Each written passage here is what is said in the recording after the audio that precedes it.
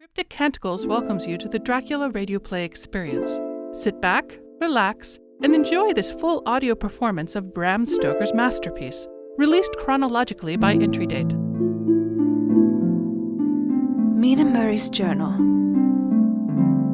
6 August. Another 3 days and no news.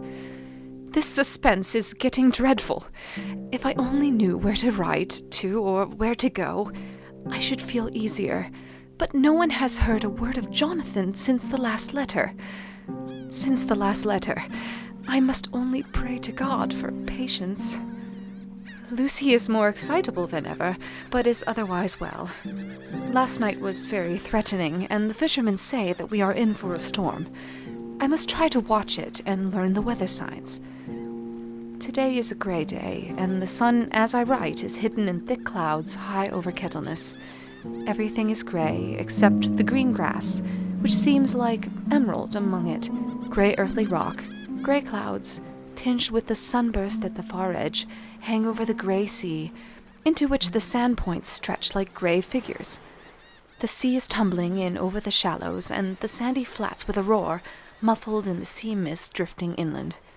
The horizon is lost in a grey mist. All vastness, the clouds are piled up like giant rocks, and there is a brool over the sea that sounds like some passage of doom. Dark figures are in the beach here and there, sometimes half shrouded in the mist, and seem men like trees walking. The fishing boats are racing for home, and rise and dip in the groundswell as they sweep into the harbor, bending to the scuppers. Here comes old Mr. Swales. He is making straight for me, and I can see, by the way he lifts his hat, that he wants to talk. I have been quite touched by the change in the poor old man. When he sat down beside me, he said in a very gentle way, "I want to say something to you, miss." I could see he was not at ease, so I took his poor old wrinkled hand in mine and asked him to speak fully. So he said, leaving his hand in mine, "I'm afraid, my dearie, that I must have shocked you by all the wicked things I've been saying about the dead and such like for weeks past. But I didn't mean them, and I want you to remember that when I'm gone. We old folks that be daffled and with one foot abaft the crook hole don't altogether like to think of it, and we don't want to feel scarred of it, and that's why I've took to making light of it, so that I'd cheer up my own heart a bit. But, Lord love you, miss, I ain't afraid of dying. Not a bit. Only I don't want to die if I can help it. My time must be nigh at hand now, for I be owd, and 100 years is too much for any man to expect. And I'm so nigh it that the old man is already whetting his scythe. You see, I can't get out of the habit of capping about it all at once. The chaffs will wag as they be used to. Some day soon, the angel of death will sound his trumpet for me. But don't you dole and greet, my dearie. for he saw that I was crying. If he should come this very night, I'd not refuse to answer his call.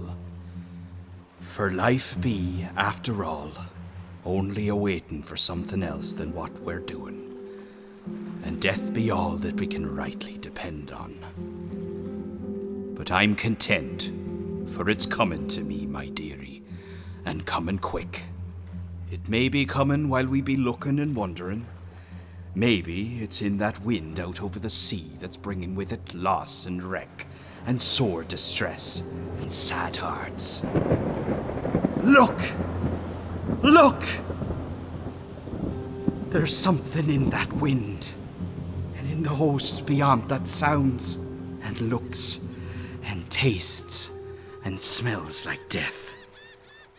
It's in the air. I feel it coming. Lord, make me answer cheerful when my call comes. He held up his arms devoutly and raised his hat. Father, his mouth moved as though he were praying. Be thy name. Thy kingdom come, thy will be done, on earth. After a few minutes' silence, he got up, shook hands with me, and blessed me, and said goodbye, and hobbled off. It all touched me, and upset me very much. I was glad when the Coastguard came along, with his spyglass under his arm.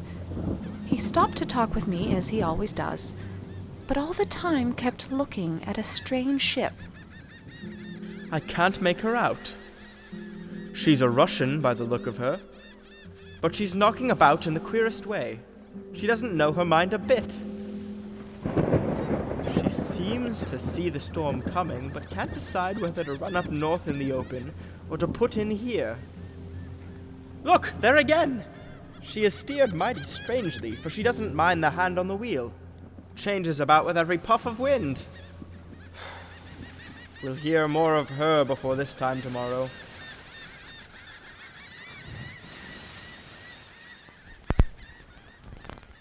You have been listening to Bram Stoker's Dracula, the radio play, as presented by the Cryptic Canticles. Stay tuned for our next episode at crypticcanticles.com.